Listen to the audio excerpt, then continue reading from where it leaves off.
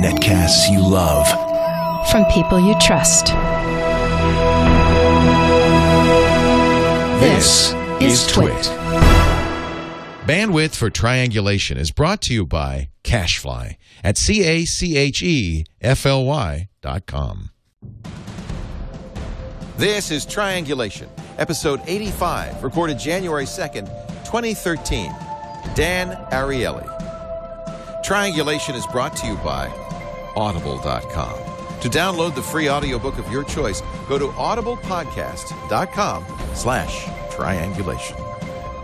Welcome to Triangulation, our first show of a brand new year, and we've got some great people lined up for Triangulation. As always, this is our kind of flagship interview show on the TWiT network, where we get to talk to really interesting, smart people and ask them about what's going on in the world and so forth. And it's to be honest, it's a pure vanity project for me. It's just because I want to talk to these people, and I'm glad I can get them on.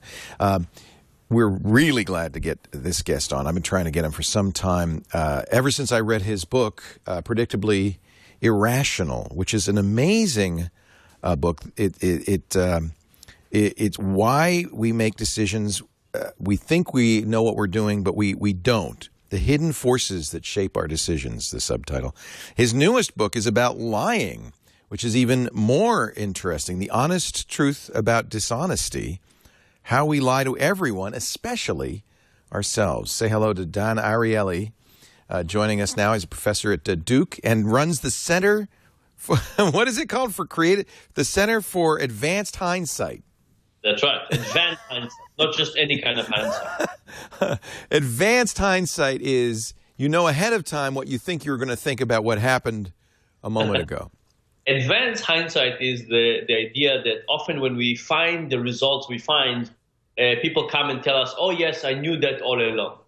But of course, they did not know it all along. Only in hindsight, they think they knew it all along. So the name is a tribute to the feeling you have sometimes when you hear something new, but you think to yourself you remembered it all along. That is a flaw that we all have. It's nice if you can recognize it happening. I think I'm probably not alone in this. When I read Predictably Irrational, in some ways I felt like the scales fell off my eyes. You teach psychology, but also something called behavioral economics. And I think that's really what Predictably Irrational was about, was behavioral economics. Yeah, and it's basically about the fact that in standard economics, we have assumptions about how humans behave. We think that people have all the willpower in the world, no emotion, and perfect computational powers. And because of that, people can always make the right decisions. And in behavioral economics, we don't make these assumptions about people. Instead, we say, let's put people in different situations, in real situations, and see how they behave. And what we see often is that people don't behave in a perfect way. And of course, it's not a big surprise. We see lots of it in the marketplace. We see lots of it around us. But understanding the nuances of how we misbehave and the extent of it is actually quite interesting. And then to understand both what causes it and what can we do about it is the real crux of the issue. You know, I'm just thinking back to the book, and I read it a few years ago when it first came out. Why the Wall Street Journal charges more for the online-only edition. Yes. And charges less if you get the paper and the online edition, and why they have three prices. And as soon as I read that, I went, oh, they've been tricking me all along. I fell for it every time. Can you explain that? Yeah, so first of all, let's take a step back. The reality is that making decisions about money is incredibly complex. You know, every time you make a decision about buying a cup of coffee, it's a decision about what are you giving up? What are you giving up in the future? But think about what a difficult decision this is. When was the last time you thought about it this way? This is called opportunity cost. What are you giving up in the future for the pleasure now? And we went to a Toyota dealership not too long ago, and we asked people, if you go ahead and buy this new car, what are you giving up in the future? And people had no answer for us. They never thought about it. Right. We pushed them. We said, look, something has to give. What would give? And the most people told us is if they buy a Toyota, they can't buy a Honda. They made a substitution in the same time frame, in the same product category. But the reality is that this substitution is between now and later. Right. They should have said this is going to be a week of vacation for the next 3 years and 700 letters and 13 books and so on. People have a really hard time thinking about opportunity cost of money. And by the way, it's only becoming more difficult because we have student loans and car loans and mortgages, and we hope that our salaries would go up in the future. So these trade-offs are incredibly complex. So that's on one side. On the other hand, we have to make financial decisions. So what do we do if we can't do it the right way? We do it the wrong way. What particular wrong way do we use to solve financial decision-making? We have a slew of them. There's a selection. But one of the more interesting ones is called relativity. And the idea is that instead of evaluating something in an absolute way compared to everything else in the world, its opportunity cost, we evaluate compared to one thing. Which one thing? The thing that is next to it and makes it a kind of sensible way to comparing in terms of ease of comparison. This is why we compare the prices to appetizers, main courses to main courses, dessert to desserts, wine to wine, and beers to beers. I mean, when was the last time you went to a restaurant, you looked at the two wines, and you said to yourself that for the difference in price between those two, you could buy 4 gallons of milk, right? Never. We just don't make this comparison. We compare within a category. So this trick that you mentioned, it's called the asymmetric dominance effect. And the idea is that when you have two options that are very different from each other, you have a very hard time deciding between them. For example, imagine you have a subscription for the Economist online for $59. That's the example I used. Or you have a subscription for the Economist online plus the print version for $125. Those two are very different. Hard to compare. Is the first one worth $59? Is the combo deal worth $125? Hard to tell. What happens if you add another alternative that nobody wants? You said in addition to the print version with the online subscription, the combo deal, you could also have the print-only subscription for the same price, for $125. So now you have the online version for $59, the combo deal for $125, or just the print version for $125. What happens when you add this useless option of just print option for $125? Many more people buy the combo deal. And again, it's the same thing. Is the Economist online worth $59? Is the combo deal worth $125? How would you know? How would you compare? Those two are too different from each other to compare directly. But if you add an option that is easily comparable, and you can say, oh, I don't know how much this is worth, but it's clearly better than this deal, this relative this relative evaluation gives it a boost, and now it looks much more favorable. And if you look at relativity, you can see it everywhere. Think about something like sales. Why sales? Why would you possibly care what something used to cost in the past? It's irrelevant. But of course, it's about relativity. We say, oh, it's cheaper than it used to be.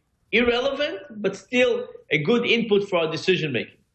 And I always have in the back of my head, well, that's the sale price, but it's still more than I would have paid if it hadn't been the sale price. But because I'm getting a deal. I'm getting a deal because I get the combo price for the same price as the print paper would cost. That's a deal. In fact, it doesn't matter. It's irrelevant. Now, if people know this, do you find that they act more rationally, or is it just a data point and they go, yeah, okay, but I'm going to keep doing it this way? So I think there are decision biases that are more easily overcome and ones that are harder to overcome. And when we overcome decision biases, there are two ways to do it. One is to recognize things as they happen and say, oops, I see this trick happening to me. Right. And I get lots of people reporting this, particularly about the asymmetric dominance and also about free. So free turns out to be very tempting. When we give people a chance, Ben & Jerry's ice cream, they get very excited. They do lots of things for this. Now what happens is that people can recognize these mistakes. And for example, when our emotions kick in, that are much harder for us to realize how they're working. And because of that, they're much harder for us to fight. So, in other words, as soon as we get emotional, rationality, I mean, that's kind of how people think of it. Rationality goes out the window. Yeah. Now, there's another category, which is a category of things that we do from time to time, and we can actually get those decisions to estimate about something like automatic savings, taking money from your checking account and moving it into long-term savings. This is something that if you do one time, it will be helpful for you for a very long time.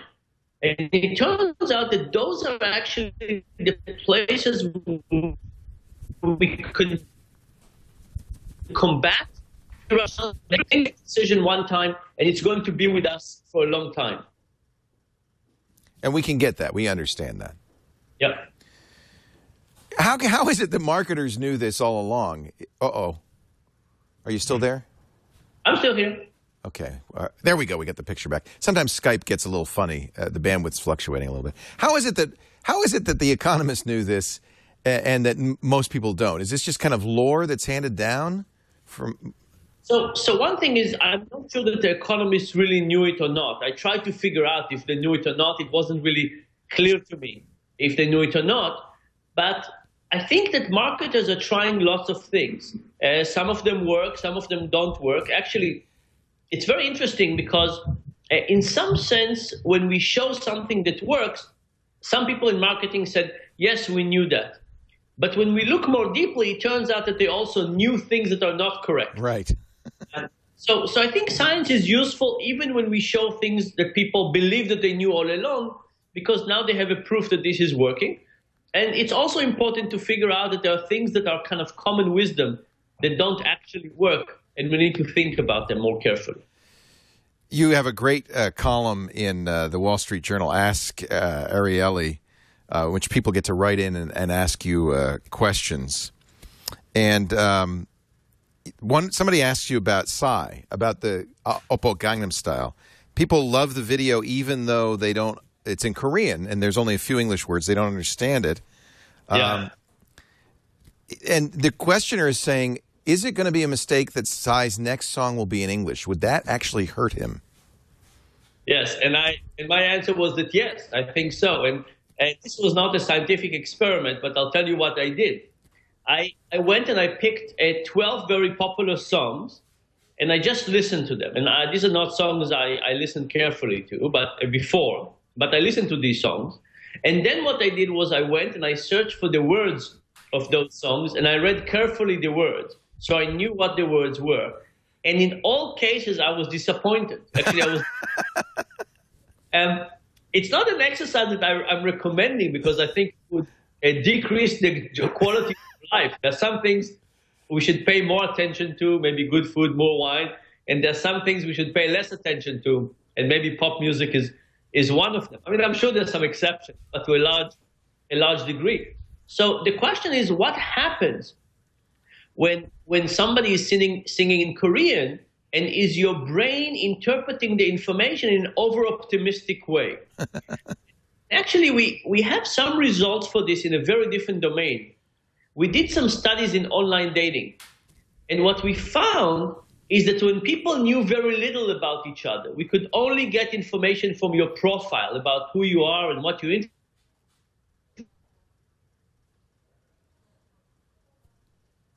interested in better. And as a consequence, they developed overhyped expectations. Then they met the person for coffee and mostly got disappointed.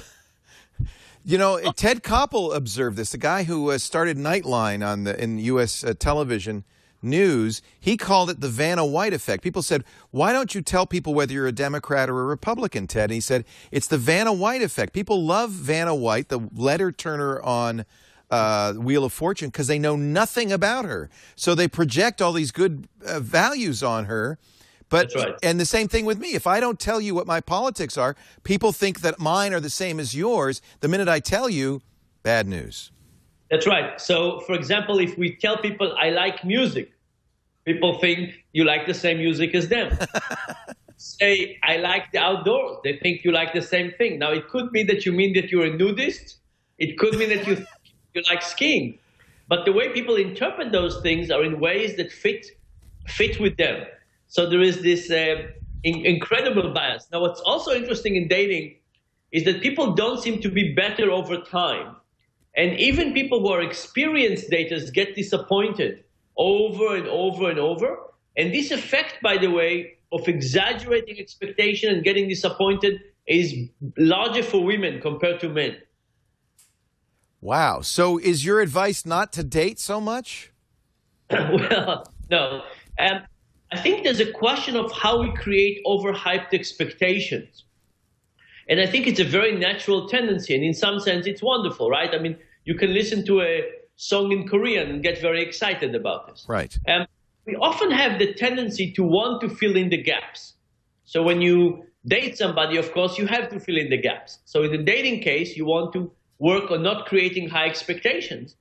In the case of observing something, we might want to leave details apart. We might not want to get all the little nuanced detail because they might actually turn us off rather than make things more attractive. Ignorance is bliss. Some ignorance, yes. We're talking to psychologist and behavioral economist Dan Ariely, who is, if you haven't read his book, we're going to talk about his new book, which is about dishonesty, the honest truth about dishonesty and why we lie and how much we lie, even especially to ourselves. But before we do that, let me talk about one of our great sponsors who happens to have all three of Dan's books online. It's audible.com. I don't know if you listen to audiobooks. I am a huge audiobook fan. In fact, that's how I discovered Dan, listening to his book, Predictably Irrational, which came out in 2008, The Hidden Forces That Shape Our Decisions. Highly recommend it. Simon Jones reads it. And his new book, also read by Simon Jones, who has one of the most plummy British accents. He's just wonderful. Is also on Audible. Now, here's how you can get one of Dan's books for free. Also, The Upside of Irrationality, The Unexpected Benefits of Defying Logic at Work or at Home. I'd start with Predictably Irrational and work your way through them in order. But that's up to you. We'll get you the first one free if you go to audiblepodcast.com/triangulation. You download the books literally in seconds. They're usually no more than about 100 megabytes. You can get the Audible app on your iPhone, your Android phone, or your Windows phone, and then your whole library is always available to you, which I love because I have literally more than 500 books in my library, including Dan's books. And you can listen to them at any time. You can go back and, in fact, I should have, had I known, I would have been listening to Predictably Irrational again. So go to audiblepodcast.com/triangulation. and get your first book for free. There's 100,000 titles in every category: fiction, nonfiction, science fiction, young adult, children. There's even newspapers and magazines. In fact, with your monthly subscription, you get the New York Times or I think you get the Wall Street Journal, one or the other, each day read to you. It's wonderful at the gym, in the car, wherever you're going. You always have time for an Audible book. It really brought literature and reading back into my life, and I'm just a huge fan. audiblepodcast.com/triangulation. So let's talk about lying, Dan. In a way, that's kind of what all of your stuff is about, is how we kind of trick ourselves, isn't it? Yeah, so lying is a wonderful way to think about behavioral economics and biases in general. Because A, we do it, we don't see it happening, and we don't understand what causes it. And what's interesting in lying in particular is that our interventions are really misdirected. If you think about what kind of policies are we implementing to try and curb things like the financial crisis, or what kind of things do we create to decrease corruption, to decrease petty crime, to decrease large crime, all of those are misdirected because they have a very simple rational model. Right? Every time you create a policy, you have in mind the psychology of the person you're trying to control. And most policy makers think about the cost-benefit model. They think about people who say, What do I stand to gain? What do I stand to lose? Is it worth it? So in effect, you punish lying, and you try to make the punishment great enough so that people will choose not to lie. That's right. So, for example, you could say, let's give the death penalty. If we give the death penalty, everybody will behave well. Guess what? To the best of our ability, we can't find any difference between states in the U.S. that have the death penalty and say they don't have the death penalty. Why is that? Do people just, is it that's the irrationality? Somebody who's committing a heinous crime doesn't think ahead of time, oh, I might get the death penalty for this. Yeah, I actually think that in almost no human activities, we have evidence that people think about long term. Think about things like texting and driving, overeating, undersave, drinking and driving. I mean, the amount of things that we do to show that we don't think long term are just incredible. And the amount of things that we do that show that we actually think about the consequences of our action in the long term are not very high. Do we get better? I mean, that sounds classically like something young people are bad at long-term thinking. Do we get better as we age about long-term thinking? So, do you text and drive? Yes. Okay. Not as much as my young daughter does, but yes. But it's hard to tell, is it because she's more addicted to her phone? Yeah. Or is it because she's not as able to control her impulses? Right. By the way, there was a very sad study showing what happens in states that regulated that it's illegal to do texting and driving. And what happened in those states is that accident rates because of texting and driving went up. But that's not intuitive at all. Why would that be? Because instead of texting over the wheel, people started texting under. They still texted. They just hit it. Well, they tried to get it. Now, this is really an amazing tribute to human stupidity. Yes. When you're passing a law, it's not as if anybody is saying, you know what? I want to text and drive. I think it's good. I'm hoping my kids will text and drive more. I don't think people do it enough. It's something that everybody recognizes incredibly stupid. Nevertheless, at the moment of temptation, when your phone vibrates, people behave. That's the problem. Yeah. Let's go back to cheating. This idea that people do long-term thinking, the California 3 strikes and you're out. You can think about lots of those cases. I actually talked to some insider traders, some people who've doped in athletics, people who sold games, lawyers, all kinds of cheaters. Nobody from everybody I've talked to thought about the long consequences of their actions. Instead, it was a small action that they could take and rationalize to themselves. And then they took another step, and then they changed and took another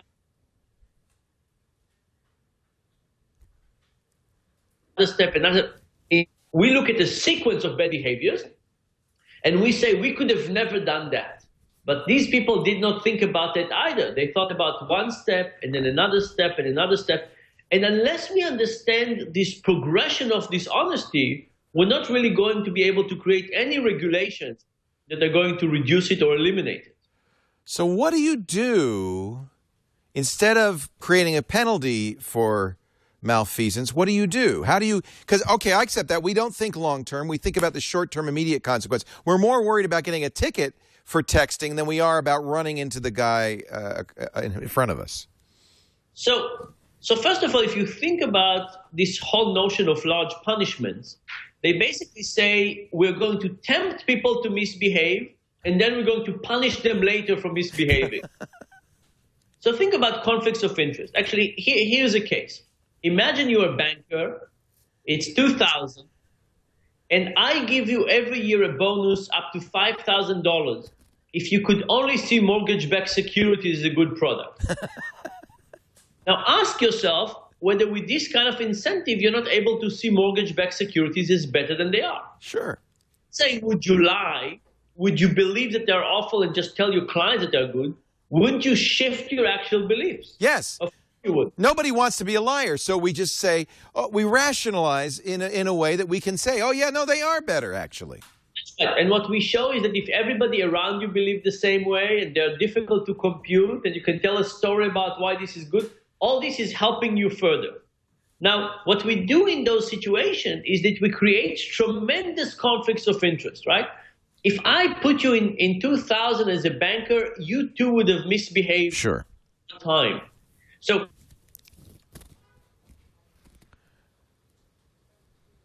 we create tremendous human nature to prevail.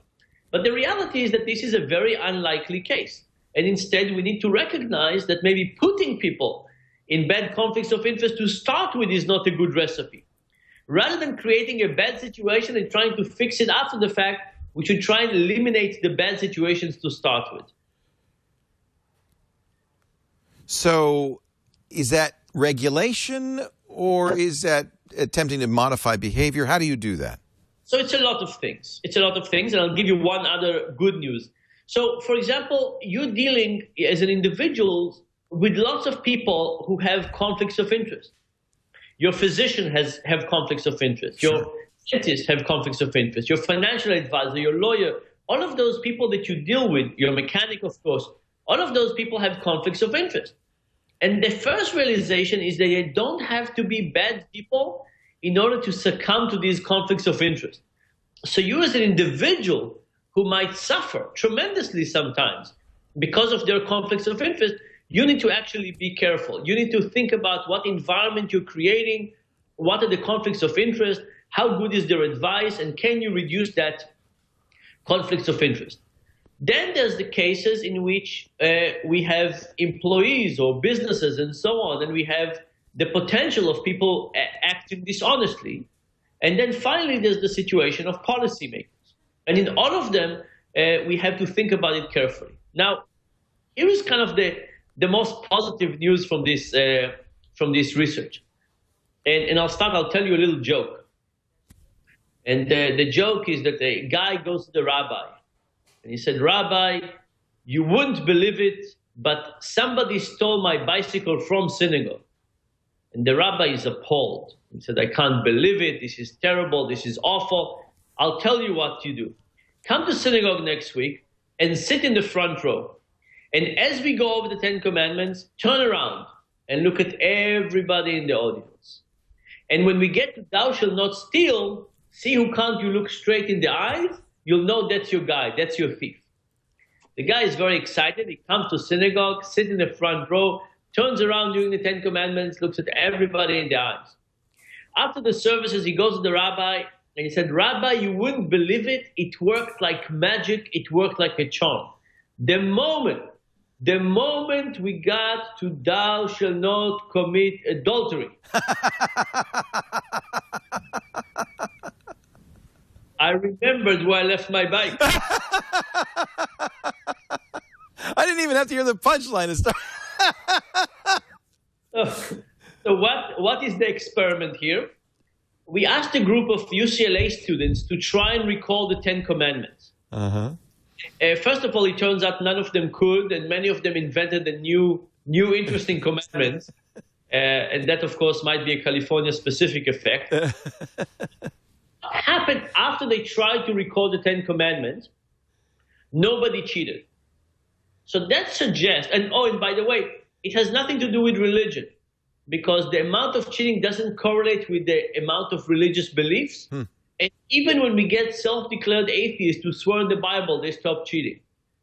So what it suggests is that people are actually inherently quite honest. In fact, if you think about it, we have lots of opportunities to be dishonest all day long, and we don't take the vast majority of them, right? So the bad news is we're dishonest. The good news is we're not as dishonest as the rational incentive would cause us to be. And what happened is that when we're reminded of our moral code, it's not about hell or heaven, believing in God or not. When we're reminded about the moral code, just before we're tempted to misbehave, people behave better.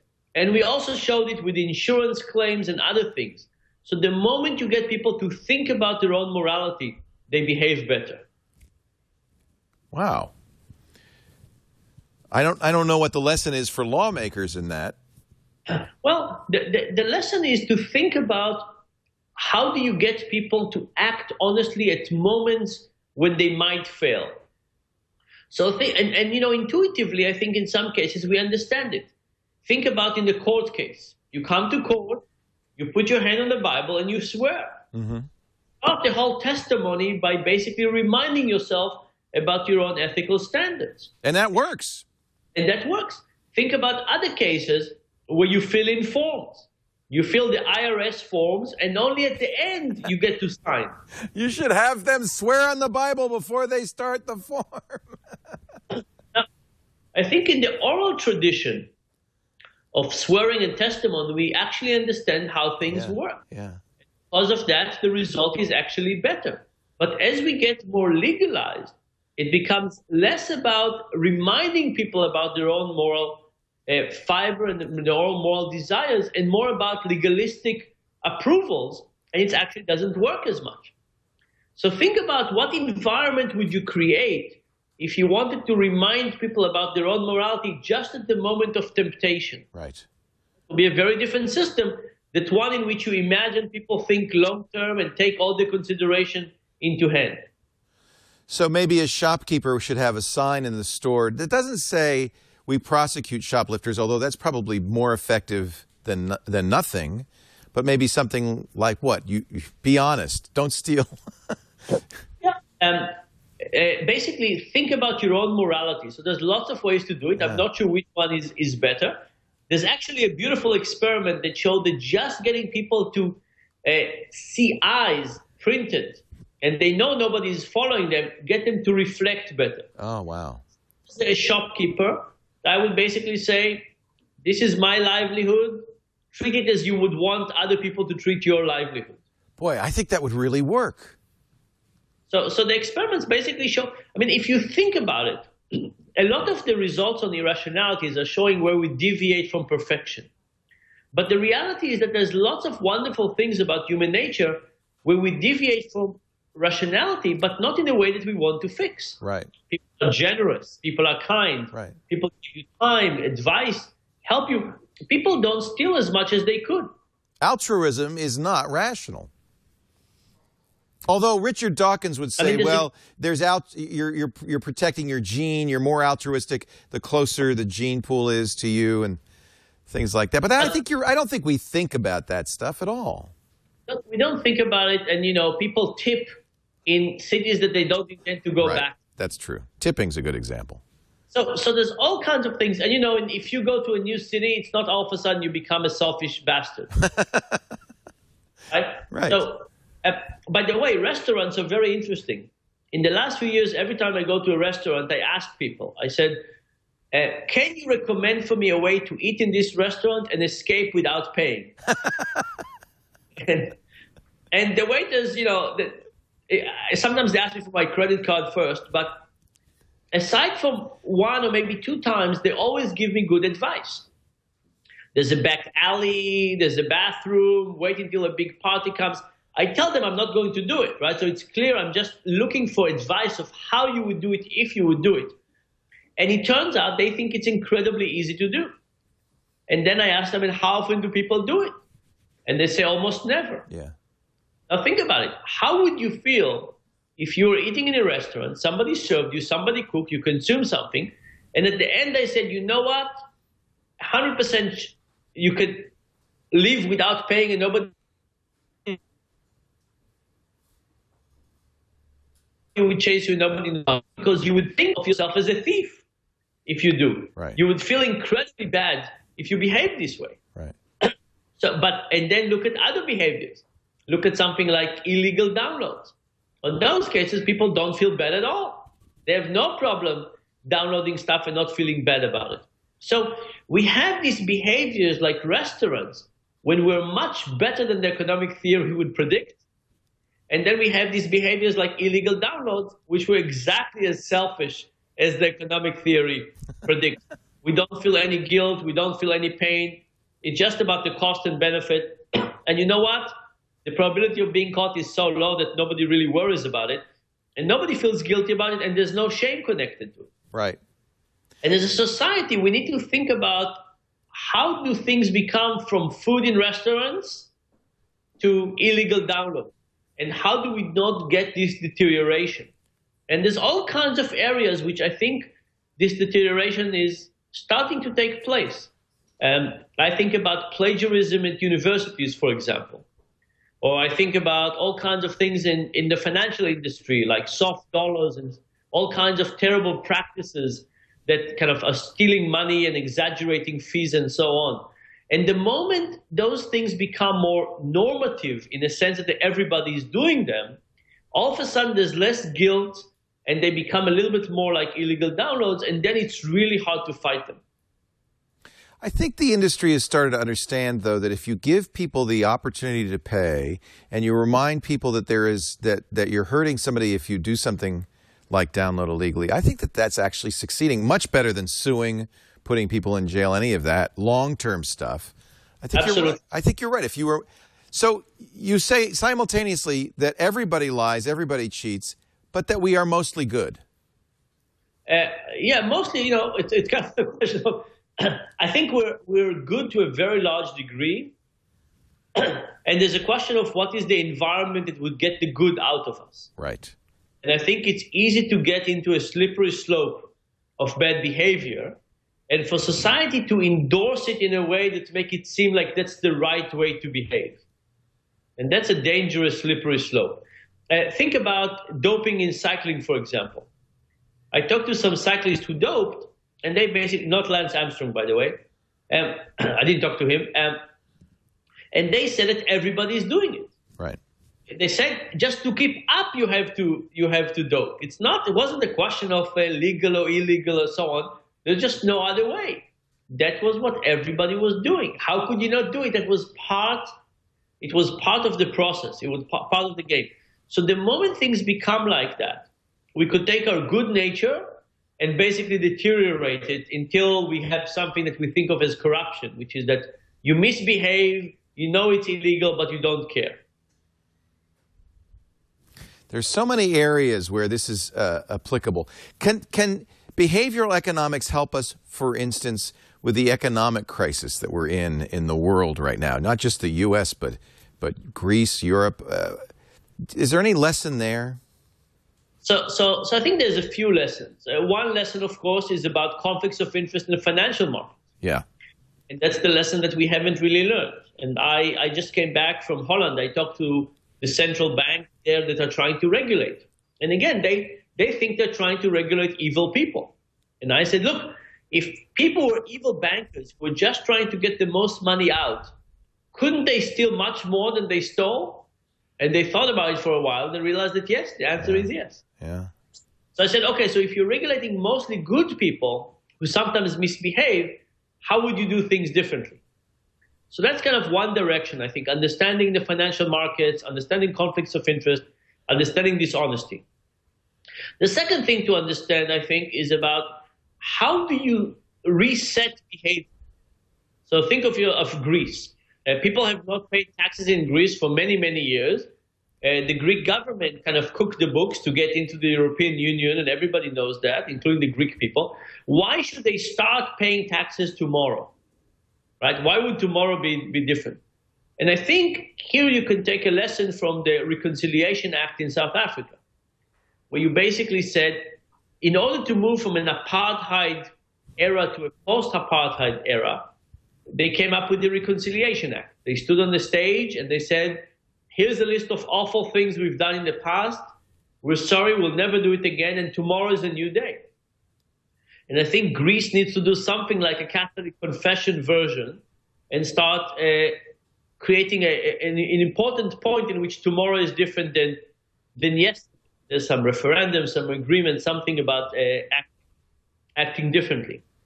And finally, I think that there's another important lesson in terms of the labor market, right? How efficient are the labor market? What do people work for? How much is salary a part of compensation versus other things?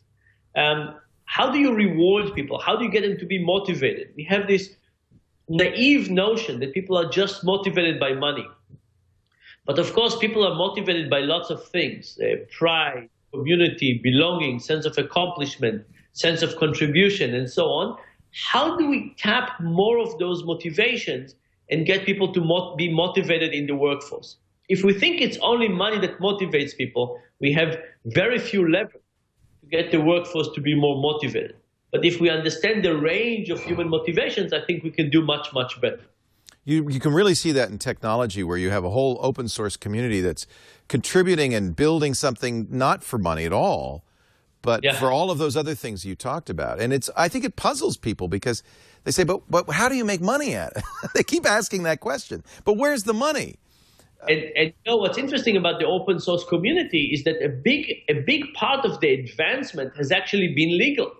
Mm-hmm. It has been the decision that every time you write a piece of code, your name is going to be connected to that piece of code forever. And nobody can use it for other things that you did not approve or intend. And basically now the software is your kid. Yeah. And, you know, sometimes companies worry about using open source software because they say, who will maintain it? You know what? People who created the software maintain it for years after nobody is using it in the hope that people. Commercial companies take a product, it doesn't really efficient, they dropped it like a hot potato. If it's your child, you would keep on investing in it, even if it's not economically efficient. Exactly. Are you an optimist or a pessimist? So you know, I think the more I study this field, the more I realize human irrationality. But the more I realize how much there is to fix. So think about the world. On the one hand, I look at human irrationality and I say we're incapable. We don't know how to make decisions about money and health and security and voting and so on. We're just incapable. On the other hand, I like to think about the total state of the world and saying I don't want to think about this as an outcome of 7 billion perfectly rational people. Instead, I prefer to think about this as an outcome of 7 billion irrational people, which means that we can also fix and design things better and improve things. So I think behavioral economics for me is pessimistic about the individual human nature, but it's optimistic about the fact that we can actually create a better environment and get things to a better state. And here's another way to think about it. We find that one of the most important aspects of decision making is the environment in which we place ourselves. You place yourself in an environment that tempts you with donuts, you'll eat more donuts, right? If I came every morning and laid your desk with donuts, fresh donuts every morning for a year, the odds that you would not gain weight at the end of the year is not very high. But the good news is that we are designing our own environment. And now we can ask the question of what environment do we want to design? One that gets the best of us or gets the worst of us? One that gets us to eat more donut and one that gets us to exercise more. And I think that the more we understand human irrationality, the more we can design the environment for better outcomes. I love it. So it's not to be more rational. Give that up. It's to embrace the irrationality, understand it, and do things that will work. That's right. Now, you know, give up. I don't want to give up completely, but I think in many cases, it's a much easier path to do other things rather than to attack the problem face on. Right. So think about something like global warming. Can people wake up in the morning and care about something that is likely to happen in 100 years from now? Very unlikely. Very unlikely that any amount of education or, I don't know what, commercial or time and so on is going to change the vast majority of people to wake up in the morning and feel energized to do something about global warming. But we can do all kinds of things in the environment that make it easy, appealing, something that we want to do at the moment rather than for the future. And by designing the environment is where you get people to behave much better. That is actually a very optimistic, positive message, because global warming is a perfect example of such a long-term consequence that unless the tide is rising up to your neck, people aren't going to do anything about it unless you, as a policymaker, you give them an opportunity to that makes sense.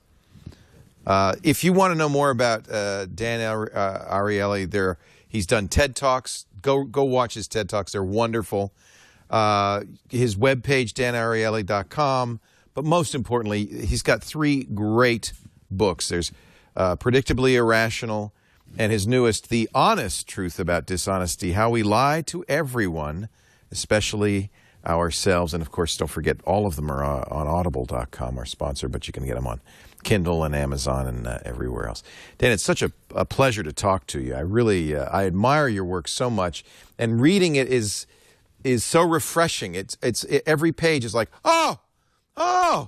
it's such great insight. I just love it, and I love it that you're using scientific method to drill down, not what we think or what we expect or what we predict, but how do we test this? Thank you, Dan. Good day. Take care. DanAriely.com. And I hope you enjoyed Triangulation. We do this show Wednesdays, 3 p.m. Pacific, 6 p.m. Eastern Time. That's 2300 UTC on twit.tv. Do watch live. I love seeing the chat room, and the feedback from the chat room is so valuable, especially on this show. It is Triangulation, me, a guest, and you. But if you can't watch live, don't worry. We make audio and video available after the fact always of all of our shows at twit.tv, of course, wherever podcasts are. Dan you don't still do the podcast, do you, Dan? For a couple of years you were doing a podcast.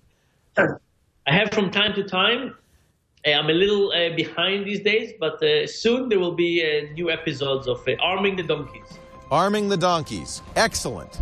You must subscribe, and that way, if you subscribe, you'll get it when Dan puts out another one. Dan, thank you so much. My pleasure. What fun. What fun. And thank you for joining us. We'll see you next time on Triangulation. Bye-bye.